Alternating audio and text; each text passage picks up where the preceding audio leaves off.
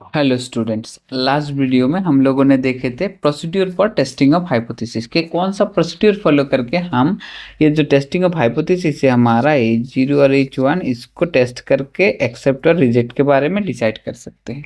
तो उसी ही सीरीज में हम लोगों को क्या देखना है, सिंगल मीन को अगर टेस्ट करना है तो हमारे पास क्या क्या टेस्ट स्टेटिस्टिक्स है कि बेसिकली ये H0 और H1 को टेस्ट करने के लिए हमें कुछ टेस्ट स्टेटिस्टिक्स चाहिए होता है, कुछ टेस्ट स्टेटिस्टिक्स चाहिए होता है। अब ये टेस्ट स्टेटिस्टिक्स क्या क्या होगा उसी के बारे में हम लोगों ने देखे थे। तो वहाँ पे हमें Z/T का स्क्वायर पर सारा ही टेस्ट मिले थे। अब मेन बात होता है कि हमें अगर सिंगल मीन को कंपैरिजन करना है, सिंगल मीन के बारे में देखना है कि तब हम लोग कौन से टेस्ट को यूज़ कर सकते हैं। सो हाइपोथेसिस टेस्टिंग यहाँ पे हम आप लोगों को मिल जाएगा hypothesis testing for single mean को टेस्ट करने के लिए कि सिंगल मीन मेरा पॉपुलेशन मीन के बराबर है कि नहीं। सिंगल मीन का कोई सा भी टेस्ट होगा तो हम दो तरह के ही टेस्ट को यू प्रेफर करेंगे। एक रहेगा आपका जेड टेस्ट, दूसरा रहेगा आपका टी टेस्ट। तो सिंगल मीन के बारे में थोड़ा सा कॉन्सेप्ट आपको बता देता हूँ। सिंगल मीन में आपको कैसा क्वेश्चन पूछा जाएगा। सपोज कर लीजिए आपके पास ये आपका पॉपुलेशन है, तो मैं इसे एन ले लेता हूँ।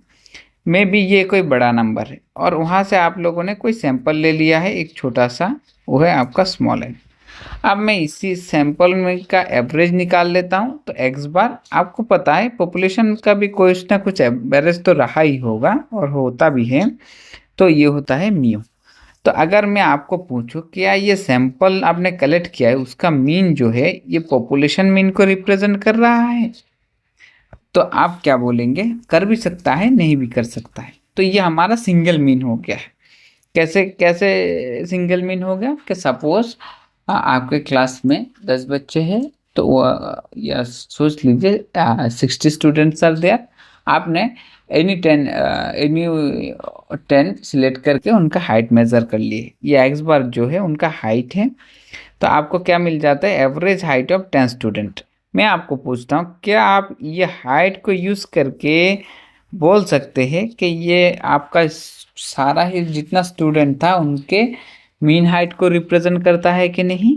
तो इसके बारे में आपको क्या ख्याल है, तो तब आप बोलेंगे कि कर सकता है नहीं भी कर सकता है। वो जो कर सकता है वो है आपका नल हाइपोथेसिस और जो नहीं कर सकता है वो आपका अल्टरनेटिव हाइपोथेसिस। तो इस तरह कौन सा एक्सेप्ट होगा, नल एक्सेप्ट होगा, ये अल्टरनेटिव एक्सेप्ट होगा। उसके लिए हमें टेस्ट परफॉर्म करना पड़ता है। तो उस टेस्ट में से हमें मिल जाता है जेड टेस्ट और टी टेस्ट। चलिए पहले जेड टेस्ट को देख लेते हैं। ये हमारा वन सैंपल जेड टेस्ट है क्योंकि सिंगल मीन है तो हमारा एक ही सैंपल है। क्या कैसे एक सैंपल, पॉपुलेशन में से हम लोगों ने एक ही सैंपल उठाए थे तो हमारा वन सैंपल टेस्ट है। तो वन सैंपल टेस्ट में हमें जेड टेस्ट मिल जाता है। जेड टेस्ट है ये हम कैसे यूज करेंगे, टेस्ट स्टेटिस्टिक्स की तरह। ये किस तरह से काम में आएगा, ये हमारा एक टेस्ट स्टेटिस्टिक्स के हिसाब से काम में आएगा। कब आएगा, देखिए जेड का फंक्शन जो है आपका दिया गया है x bar minus mu sigma by root over n. तो ये एक्स बार क्या है, यहाँ पे जो एक्स बार है ये आपका सैंपल मीन है और म्यू जो है पॉपुलेशन मीन है, सिग्मा जो है पॉपुलेशन स्टैंडर्ड डेविएशन और रूट एन जो है आपका सैंपल का साइज है। यहाँ पर भी सेम है। टी टेस्ट में भी आप देख सकते हैं डेफिनेशन कुछ भी चेंज नहीं हुआ है, सिर्फ यहाँ पे ये जो सिग्मा था यहाँ पे वो आपका एस है। सिग्मा मतलब पॉपुलेशन स्टैंडर्ड डेविएशन और एस मतलब सैंपल स्टैंडर्ड डेविएशन। सो सिर्फ यही डिफरेंस है आपका वन सैंपल टी और वन सैंपल जेड। अब आप लोग देखेंगे कि जब आपका ये Z होगा तब किस तरह का हाइपोथेसिस टेस्ट करने के लिए देंगे और जब T होगा तो किस तरह का हाइपोथेसिस। ये types of hypothesis in hypothesis testing for Z test और यहाँ पे types of hypothesis for one sample, ये आपका T टेस्ट हो जाएगा, वन सैंपल टी टेस्ट। तो इस तरह सेम वैल्यू रहेगा, क्या रहेगा कि आपको चेक करने देगा सैंपल मीन जो है वो पॉपुलेशन मीन को रिप्रेजेंट करता है कि नहीं। तो आप क्या पकड़ लेंगे कि आपका नल हाइपोथेसिस जो होगा, there is no significant difference between the sample mean and the population mean. और अल्टरनेटिव में क्या होगा, अल्टरनेटिव में आपका हो सकता है x bar greater than mu. हो, ऐसा भी हो सकता है x bar less than mu, हो सकता है x bar not equal to mu.